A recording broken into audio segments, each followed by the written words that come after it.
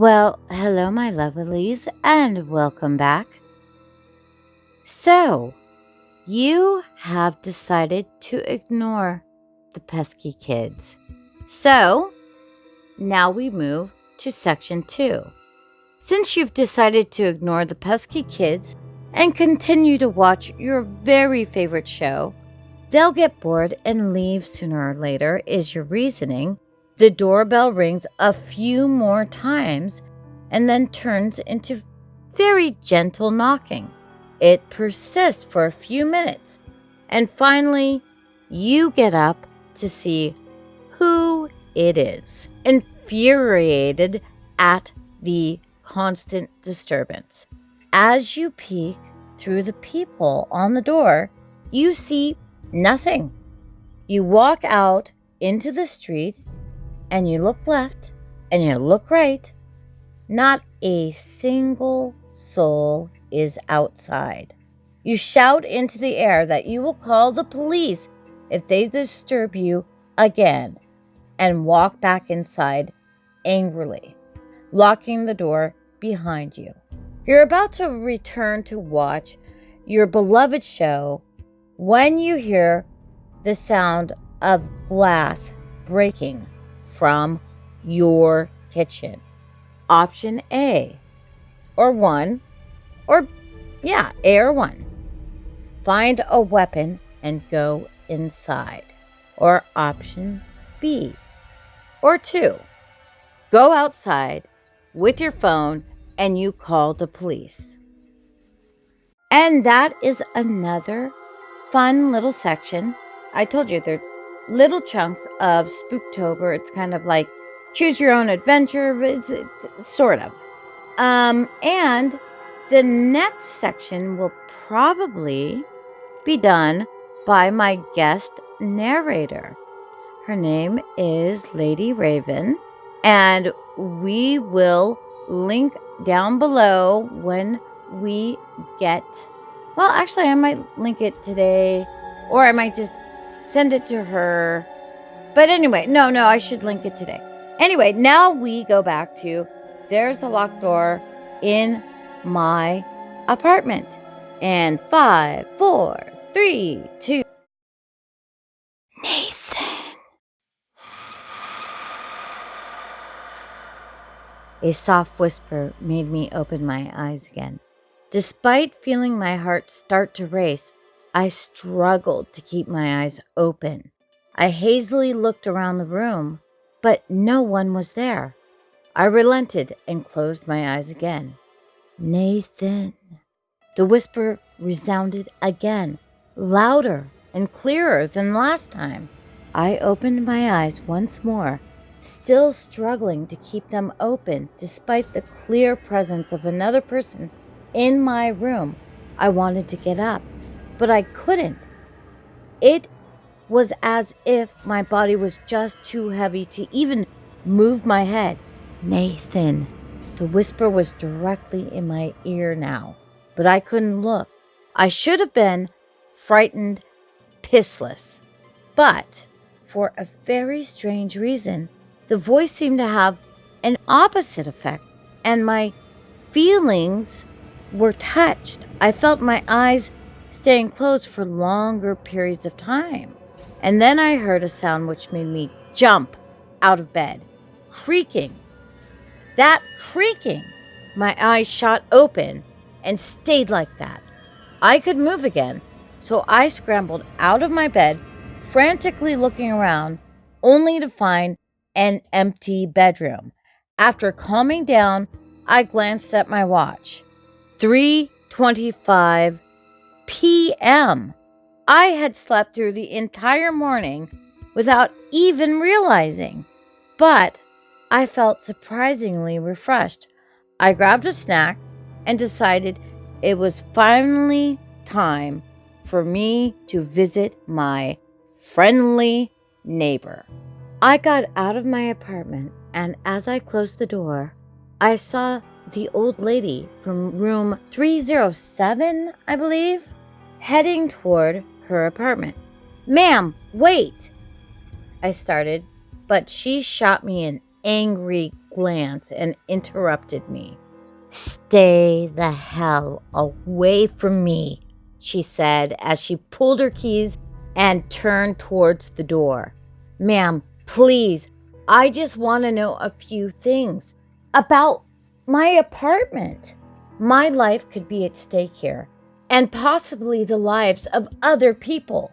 I recited as quickly as possible, out of fear of having her lose interest or interrupt me again. She put her keys in the lock and then froze, shaking her head. "All I can tell you is you need to get the hell out of here if you value your life." She looked at me with utter seriousness. "That apartment is dangerous." She twisted the keys and unlocked the door with a loud metallic echo. She opened the door, ready to step in. "What? Wait. Why is it dangerous? What do you know about it?"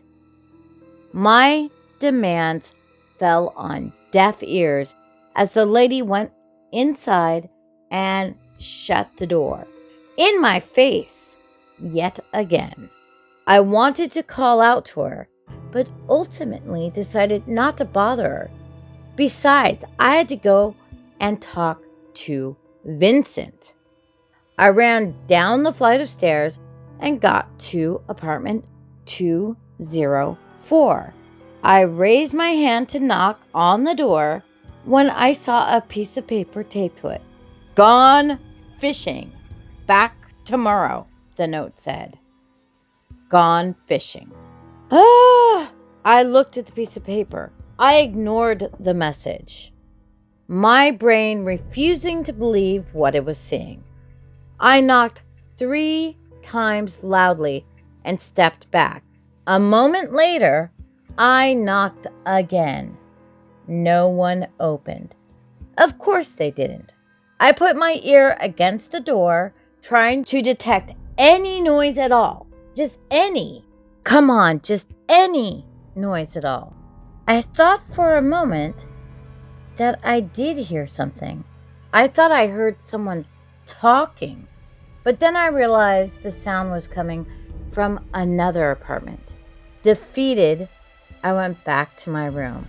I slumped on the couch in the living room, staring at the ominous storage door in front of me. I kept replaying the event from the previous night in my mind. Who was Michelle, the previous tenant? And who the hell was that Martin guy? He seemed so relaxed despite being in such a predicament. It was as if he couldn't see what I saw. As crazy as that sounded, I glanced at the bruises on my wrist to make sure I wasn't imagining the whole thing. Michelle told me to find her. If I did, maybe she would give me some answers. I remembered feeling a strong urge to go to apartment 304 in that twisted alternate reality. So maybe that's where she was. At some point, I fell asleep again and woke up a few hours later.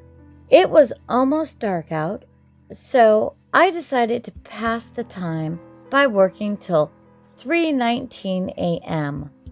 when the door would open.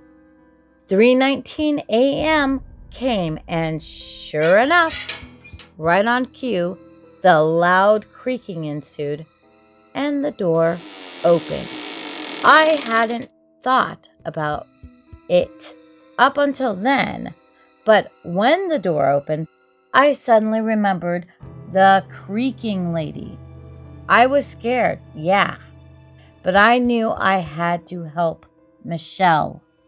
I contemplated calling the cops, but something told me the door would not open if someone else showed up. Deep down, I knew that chaining the wall or walling up the door wouldn't work either. I luckily still had my flashlight from last night, so I grabbed it and strode down the dark corridor without a moment of delay. I focused on where the beam ended in front of me and continued taking large steps to get through the dark place as fast as possible. Not even 5 minutes into my walk, I saw the light at the end of the hallway. I ran towards it, expecting to hear that creaking sound at any moment. It never came, though, and I passed through the bright threshold, stepping into the dilapidated room from once before again. "Welcome back," a voice devoid of any emotion answered. When I looked towards the source, I realized it was Martin. "I see you found the place faster this time. Looks like you're making yourself at home," he smiled and gestured to the door. I didn't try talking to him. I knew I'd get no concrete answers, so I simply nodded and left the room.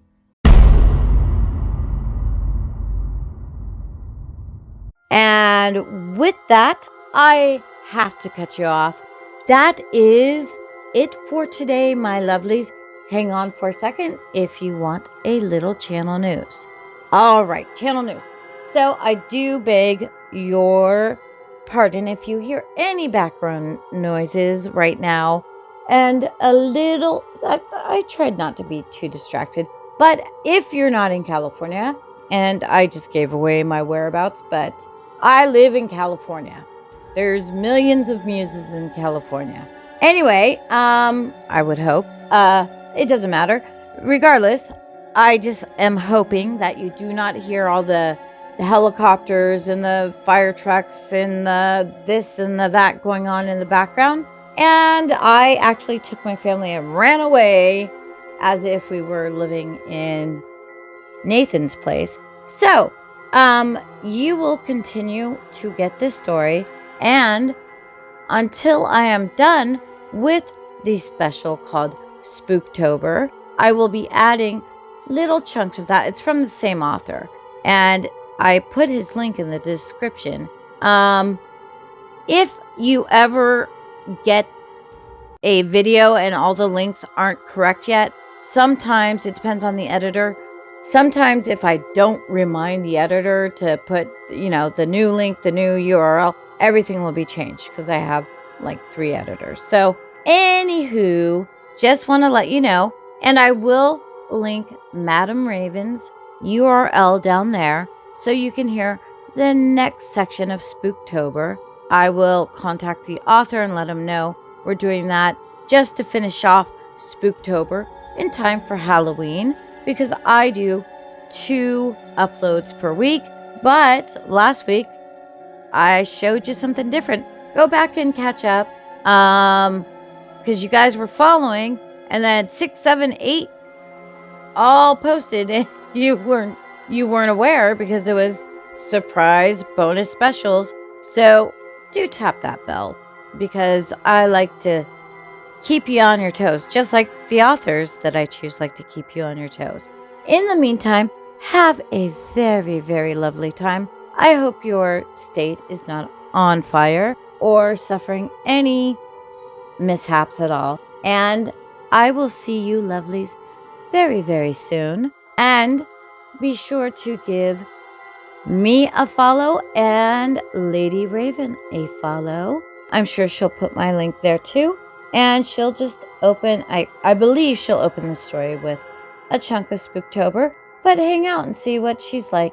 She gets to edit from the safety of her own home. I have to hire editors because, well, you know why. Anyway, I will talk to you soon, and thanks for hanging out for the channel news.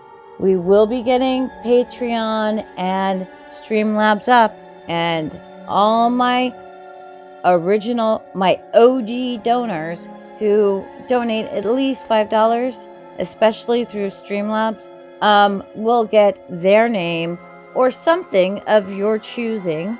I'll give you a few options to celebrate the donor, the Patreon, the the growing of the channel. All right, talk to you soon. Have a great Spooktober. And you didn't have to listen to this part if you are and you're bored with it. But if you're listening to it and you are enjoying it, well, good.